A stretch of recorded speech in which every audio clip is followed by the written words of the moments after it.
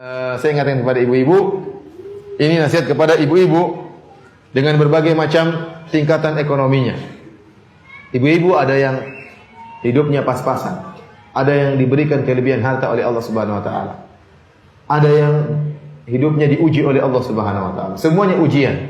Yang kaya ujian, yang hidup pas-pasan juga ujian, yang miskin juga ujian. Kata Allah Subhanahu wa taala, "Wa nabluukum bisyarri wal khairi fitnah." Kami akan menguji kalian dengan kemiskinan dan kami akan menguji kalian dengan kekayaan. Nasihat saya kepada wanita-wanita yang kaya, yang memiliki kelebihan harta.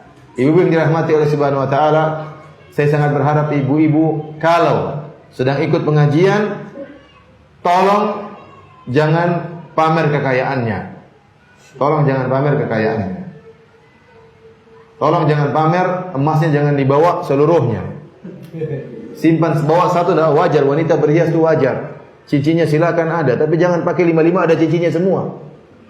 Sini ada, sini ada, sini ada, sini. Yang kanan juga ada, gitu. Semua ada semua buat apa? Kayak toko emas seperti toko emas yang sedang berjalan. Kemudian gelangnya panjang sampai di lengannya, buat apa seperti itu? Buat apa? Kasihan sama yang miskin-miskin. Yang miskin-miskin cemburu. Namanya wanita punya, dan hasad itu timbul di antara wanita sangat banyak. Di antara hasad adalah hasad terhadap harta. Wanita itu luar biasa ini gini. Maka tatkala ikut pengajian jangan pamer kekayaan. Nah, kalau ibu-ibu sedang berkumpul dengan ibu-ibu yang kaya, ya tidak jadi masalah. Ya sama-sama punya, sama-sama berada. Kalau ibu-ibu punya mobil misalnya ikut pengajian. Ya, kalau punya mobil yang mahal sama mobil yang murah, bawa saja mobil yang murah. Kalau punya Alphard sama punya Innova, bawa saja Innova. Kasihan yang punya Avanza. Apalagi yang naik motor, apalagi yang jalan kaki, waduh. Yang jadi masalah, yang repot suami ibu-ibu yang miskin ini. Kenapa akan hilang sifat qanaah dari istri-istri mereka? Makanya saya katakan kepada para suami, hati-hati, istri juga tidak boleh sering bergaul dengan orang kaya. Kenapa? Karena akan sifat hilang qanaah, dan qanaah itu adalah kekayaan yang paling tinggi yang ada dalam hati kita. Bukankah Rasulullah SAW mengatakan, ya, laisal ghina bi kathratil arad, innamal ghina ghina nafs. Bukanlah kekayaan dengan banyaknya harta, tetapi kekayaan adalah dengan rasa qanaah, kaya jiwa. Itu maksudnya qanaah. Bukankah Imam Syafi'i rahimahullah pernah berkata, "Idza ma kunta dza qalbin qanu'in fa anta wa malikud dunya sawa'u." Jika kau memiliki hati yang qanaah, maka kau dan raja sebenarnya sama saja. Kau dan raja sebenarnya sama saja. Kenapa raja memperbanyak harta? Dia ingin mencapai kepuasan. Dia ingin meraih kepuasan, ingin meraih kebahagiaan.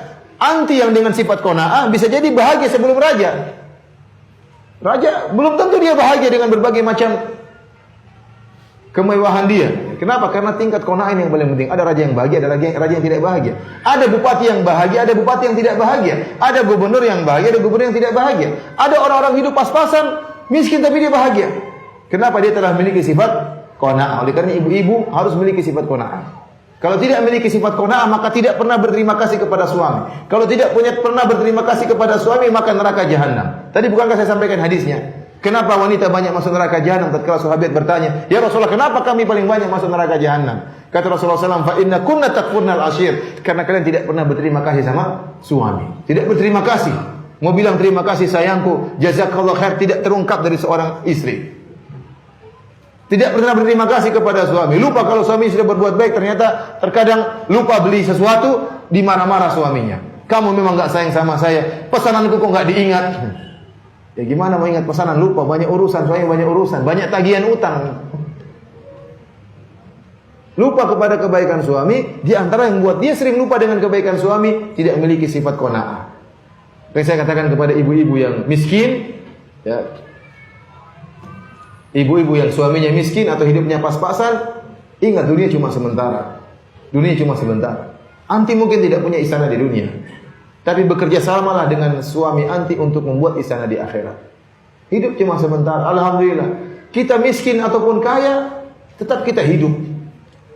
Tetap kita makan, alhamdulillah. Allah tidak menjadikan kita mati kelaparan, alhamdulillah. Si kaya mungkin makannya yang mahal-mahal, mungkin pizza, mungkin anti makannya pizza goreng, alhamdulillah. Makan juga sama-sama. Makan, dia kenyang, kita juga kenyang. Dia kenyang, kita juga kenyang. Waktunya lapar, apakah dia makan dia tidak lapar, dia juga lapar, kita juga lapar. Mungkin dia lapar sebentar, kita laparnya bertahan lama, tapi akan hilang lapar tersebut. Anti kira orang kaya tidak susah, dia juga susah. Dia sakit, anti juga sakit. Anti kira hanya orang miskin yang mencret, orang kaya pun kena penyakit mencret. Jadi sama, ya beda-beda tipis. Bedanya anti naik jalan kaki, dia naik mobil Alphard, itu aja bedanya. Tetapi ya demikian kehidupan. Kehidupan akan berjalan terus. Yang bedanya dia yang membedakan di akhirat, yang membedakan amalan soleh. Boleh dia punya istana, anti enggak punya istana. Tapi bekerja samalah dengan suami anti untuk bangun istana di surga. Coba nanti pulang dari pengajian, dekap tangan suami. Wahai suamiku, saya tahu kau miskin. Tapi saya cinta sama kamu. Marilah kita membangun istana di mana? Di akhirat. Kita siapkan istana buat saya dan kau. Kita siapkan istana buat anak-anak kita. Kita siapkan istana buat ibumu dan ayahmu. Kita siapkan istana buat mertua wanitamu dan mertua lelakimu. Pegang tangan suami. Nanti malam kita sholat malam. Tidak usah banyak-banyak, 2 rakaat saja. Kerjain itu. Kelihatannya sepele, coba anti kerjain. Coba anti kerjain.